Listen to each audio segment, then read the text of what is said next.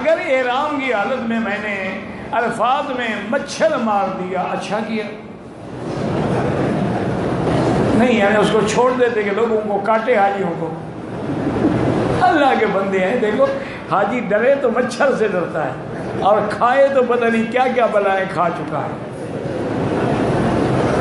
اسی مسجد الحرام میں حضرت عبداللہ ابن عمر بیٹھے تھے، حج کے دن تھے. تو ایک آدمی آیا، اس نے سلام کیا اور اس نے مسئلہ پوچھا اور نے کہا کہ حضرت میں احرام میں ہوں، اتفاق کی بات ہے کہ ایک مچھر آگے اوپر بیٹھ گیا، میں نے ایسے مارا تو مر بھی گیا، اس کا خون بھی لگ گیا، تو میرے لیے کیا حکم ہے؟ آپ نے فرمایا یہ بتاؤ تم آئے کہاں سے ہو؟ اور نے کہا جی میں کوفے سے آیا ہوں. تو آپ نے اپنے شاگرد کو حکم دیا کہ اس کو کان سے پکڑ کے مسجد سے باہر نکال لو. اکلوا دم حسین ویسالون عن البیعوضۃ، حسین کا خون پی گئے اور مچھر کا مسئلہ پوچھنے آئے ہوئے ہیں.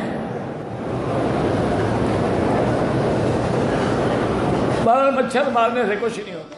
من مکہ حبیبی نور سطع المدینہ